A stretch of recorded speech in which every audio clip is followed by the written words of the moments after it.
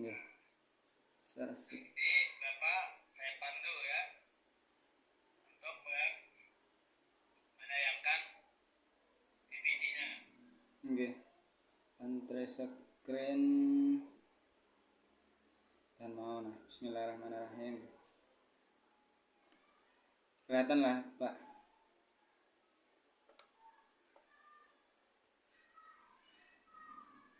Ya sudah. Nggih. Kelihatan. Alhamdulillah. Nggih. Langsung mulai Pak. Ya silakan. Nggih. Assalamualaikum warahmatullahi wabarakatuh.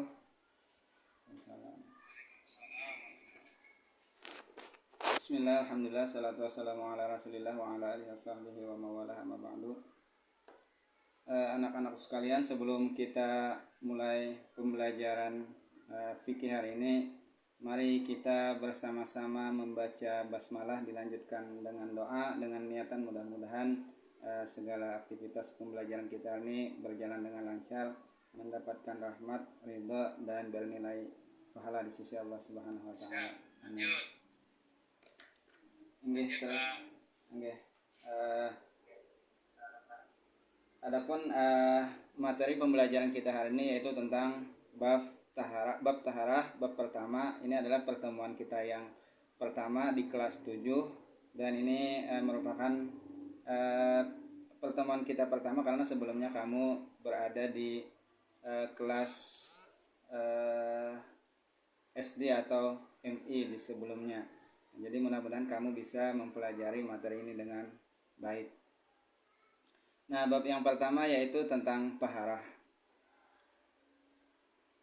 Oke, lanjut ya apa nih lanjut. Nah, terus skip. Lanjut. Puan. Slide kedua. Slide kedua. Saya pandu ya. Oke. Yang pertama itu ketentuan taharah. Nah, pengertian taharah. Apa itu taharah? Lanjut Pak. Jadi enggak. Oke. Ya, lanjut aja, enggak usah. Terus Jelaskan. pembagian taharah terbagi 3. Terus macam-macam air. Terus macam-macam najis ada terbagi 3.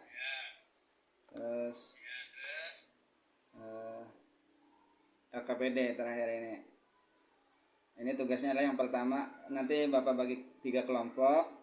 Nah, untuk dikerjakan di rumah, dikumpul minggu depan. Ini merupakan tugas ulangan untuk tambahan nilai di rapot kalian nanti. Yang pertama, kelompok 1 nanti menuliskan ada berapa air yang pernah kamu gunakan untuk berwudu di antara air-air yang pembagian air yang tadi. Terus yang kelompok kedua menuliskan beberapa najis yang pernah kamu bersihkan, misalnya di rumah atau di sekolah atau di mana. Tuliskan aja minimal 4. Yang terus kelompok ketiga tugasnya menuliskan cara mensucikan najis muwalazah, itu tata caranya seperti apa. Nah, ini saja pertemuan kita hari ini. Mudah-mudahan bisa bermanfaat. Dan tentang pentingnya taharah ini kembali Bapak ingatkan bahwa taharah ini sangat penting di dalam ibadah kita, karena taharah ini sangat menentukan sah atau tidaknya ibadah kita, diterima atau tidaknya ibadah kita. Karena di zaman Nabi pernah terjadi Nabi ketika berjalan di lewat di kuburan, Nabi berhenti sejenak, lalu ditanya oleh sahabat kenapa. Karena Nabi menjawab bahwa di kubur ini ada orang yang disiksa karena taharahnya atau beristinjanya tidak benar. Nah, ini menunjukkan bahwa taharah atau istinja atau apapun itu sangat penting di dalam ibadah kita. Nah, ini saja yang bisa Bapak sampaikan. Terima kasih atas segala perhatiannya. Mohon maaf apabila ada hal-hal yang tidak berkenan. Misalnya ada hal-hal yang perlu dipertanyakan, silahkan nanti didiskusikan, bisa lewat grup WA atau bisa langsung lewat Bapak. Terima kasih. Mudah-mudahan untuk bermanfaat untuk kita semua. Bapak akhiri pertemuan ini dengan bersama-sama kita membacakan doa kafaratul masjid. Kafaratul majlis. Bismillahirrahmanirrahim. Subhanakallahumma wa bihamdika asyhadu an la ilaha illa anta astaghfiruka wa atubu ilaik. Wassalamualaikum warahmatullahi wabarakatuh.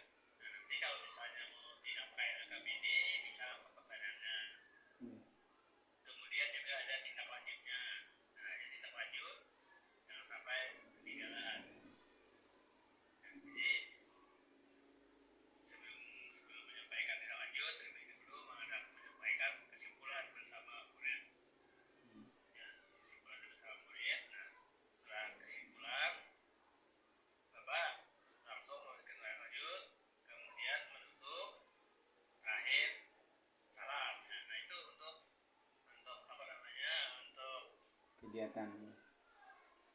kegiatan pembelajaran ya di PBL. Nah, tapi jangan lupa juga Bapak, dalam LPP-nya itu kan ada kegiatan pembelajaran ya, ada kegiatan-kegiatan yang mengacu kepada pembelajaran APK 21. Apa ya pembelajaran APK 21 apa saja Pak? Apa hot high Ya, hot, high order apalagi thinkings, apalagi ya, hotel ya. ini high order thinking skill. Ya. Apalagi di APK 21. Berbasis IT, Ya, apalagi itu? apalagi ya, berbasis discovery learning lah, saya ingat ulang. Ya, di kabar ini. Kemudian ada TPIK. Oke, Apa TPIK tuh? kada ingat lagi. Kada ingat nah. TPIK.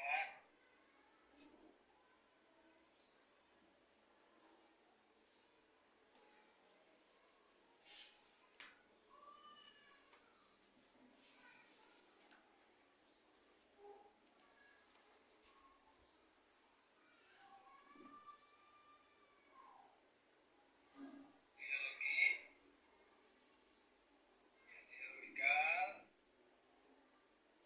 pedagogikal, konten, Konten, knowledge ya. Nah, ini apa itu ya? Itu juga harus ada di dalam pembelajaran nanti. Jadi Bapak nanti kan misalnya menggunakan teknologi ya, teknologi digital. Jadi jangan sampai nah itu ya. Oke. Kemudian juga Bapak harus betul-betul mengerti tentang teori belajar. Nah, teori belajar. Misalnya dari Bapak memanusiakan manusia ya, artinya Bapak mengajar menciptakan suasana nyaman, aman. Kemudian juga ada pemberian reward. Nah, itu teori apa itu? Teori belajar apa itu? humanistik. Ya, humanistik ya itu. Nah, itu harus diketahui Bapak. Jangan sampai terlupakan. Jadi dalam proses belajar nanti Bapak jangan lupa harus ada rewardnya. Oke, insyaallah. Nah, itu kan. Kemudian Bapak juga harus menerapkan teori belajar konstruktivisme. Ya. Misalnya apa? Misalnya Bapak menerapkan taharah dan jadi yang melatih anak untuk menghilangkan najis. Jadi Bapak memerintahkan kepada anak bentuk praktik ya. Berarti Bapak sudah menerapkan teori belajar apa sih Pak? Konstruktivistik. Ya, konstruktif ya. Jadi itu ya. Oke. Jadi apa namanya? Atau juga Bapak yang melakukan afirmasi misalnya. Nah, itu teori apa itu? Misalnya Bapak sebelum mengajarkan sholat bertanya tentang sebelum sholat apa yang harus dilakukan. Nah, jadi apa? Wudu ya, Oke. berwudu. Nah, itu teori apa itu Pak? Itu teori apa ya? Kognitivisme lah. Iya betul. Teori konektivisme ya. Itu Pak ya. Jadi Bapak harus tahu. Ya. Siap Jadi insyaallah. begitu kita menerapkan ini, saya sudah teori belajar ini. Itu teori belajar ya. Oke. Jadi pelajaran anak kelas 1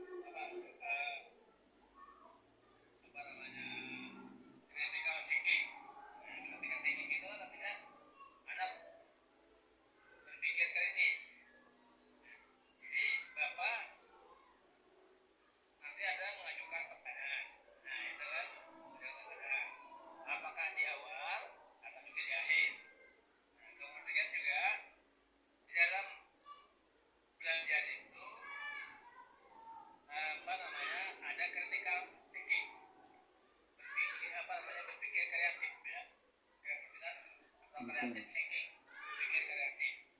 Artinya bisa saja jawaban yang diberikan anak beda dengan dengan kunci jawabannya. Misalnya, cara untuk mendapatkan ikan. Jawaban dikunci dengan mengalir. Mancing. Tapi ternyata anak menggunakan jaring. Nah, kan tidak masalah. Itu namanya kreatif. Ya, kreatif thinking, berpikir kreatif. Jadi kadang boleh kita kalau jawabannya tidak air salah, gitu kan? Nah, seperti itu. Ya, itu namanya berpikir kreatif. Ya. Jadi seperti itu, Bapak. Di apa namanya tadi Pelaksanaan PPLN ya. UPL nanti ya. Ya, Ya, insyaallah. jadi pemanasan ya di kompresi pemanasan untuk praktek ya. Jadi jangan sampai nanti ketika tadi kan kalau banyak bertiganya ya. Jadi apa aja dari model itu terus langkah awal apa. Nah, jadi kan kegiatan awal apa dicatat semuanya Pak dia apa kalau perlu dibikin langkah-langkah mengajar. Amin. Jadi Bapak ada langkah-langkah mengajar. Seorang aja langkah mengajar itu langkah-langkah mengajar itu ini yang harus ada. Jadi pada saat praktik Bapak menerapkan itu aja, menjalankan langkah-langkah itu aja. Iya. Ya berapa kali kan praktik tidak masalah. Nanti ini sesuaikan dengan ini langkah-langkahnya. Nah itu ya Pak. Oke. Iya. Doakan dan lancarkan apa? Ya. Kurikulum merdeka itu apa Pak?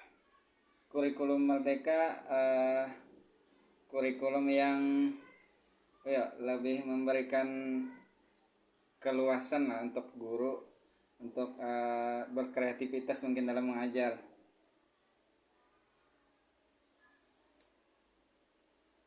Guru aja ya? Guru dan siswa. Tujuannya kan siswa, nggih. Pak ya. Nggih. Oke. Nah dalam kurikulum merdeka itu ada 3 hal yang mendasari struktur keilmuannya ya. Struktur kurikulum itu apa saja? Tiga macam itu, 3 hal itu. Apa ya? Apalah? Kolaboratif lah. Itu itulah, Pak. Bukan. Jadi basisnya apa? Kompetensi. Kompetensi. Basisnya. Terus gimana pembelajarannya? Berbasis pengalaman. Pembelajarannya bersifat fleksibel. Fleksibel. Itu ya merdeka itu kan. Iya. Nah, kemudian karakter Pancasila ya. Karakter Pancasila. Oke.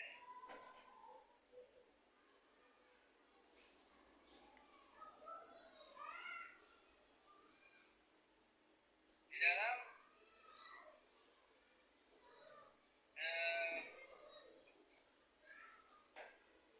EPP atau belajar sana ada glosarium ya. Glosarium itu apa Pak? Glosarium. Ingat glosarium. Glosarium lain Pak, simpulan lain Pak. Di EPP itu pasti harus sebut glosarium itu ya. Nggih. Selain sumber rujukan lain kalau Pak. Lain itu ya. Jadi glosarium itu artinya kata-kata yang sulit dan harus dijelaskan ya. Nah, itu ya kata sulit kata-kata yang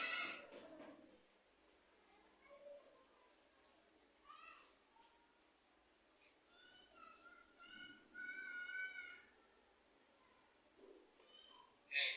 Jadi tadi kan strukturnya berkarakter Pancasila. Dalam P5 itu apa Pak? P5 itu penguatan profil pelajar Pancasila. Apa P-nya? Angka 5. Penguatan Profil pemuda apa ya?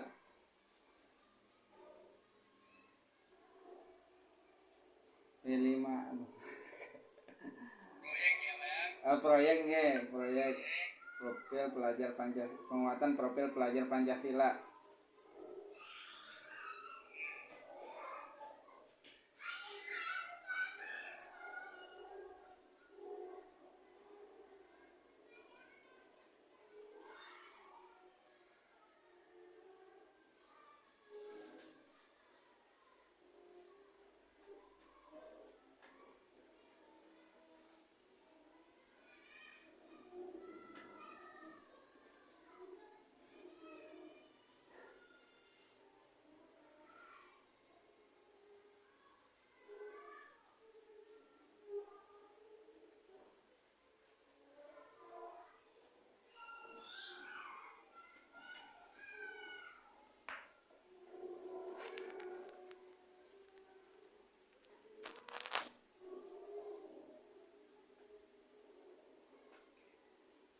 Baik, silakan Bapak nulis ayat.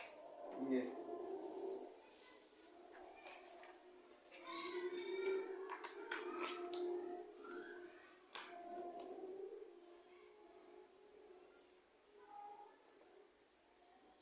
Surah Al-Ikhlas ya Pak. Nggih. Mulai bismillah, Kak. Kalau ini Pak, Pun. hafalannya lebih dulu. Nggih, siap.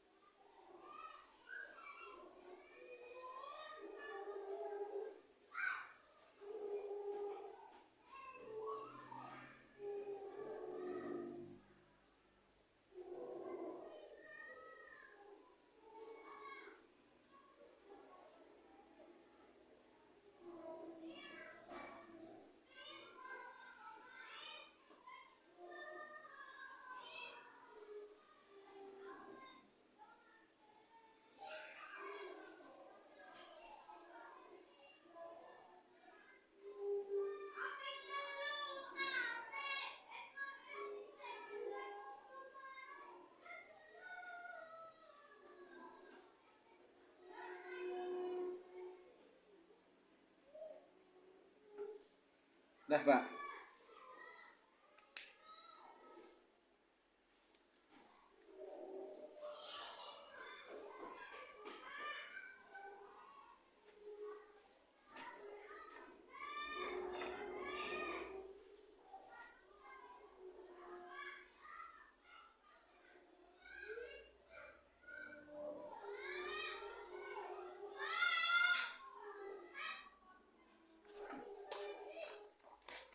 Udah ini ya, Pak.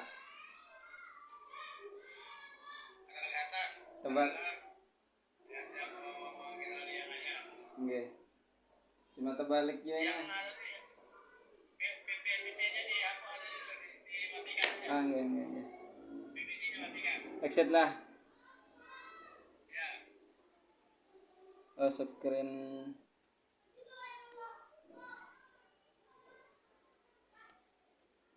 Stop.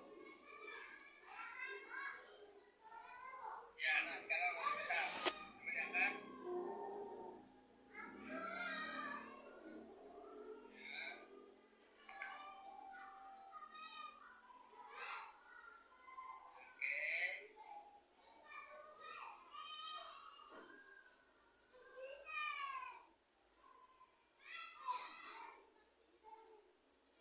Itu diulat itu pakai apa ya? Pakai baris siapa itu? Yuk lah anu sukun. Iya, sokon ya. Nggih. Nah. Oke. Terus coba lihat lagi sekali lagi. Itu kan ukurannya itu pakai alit ya?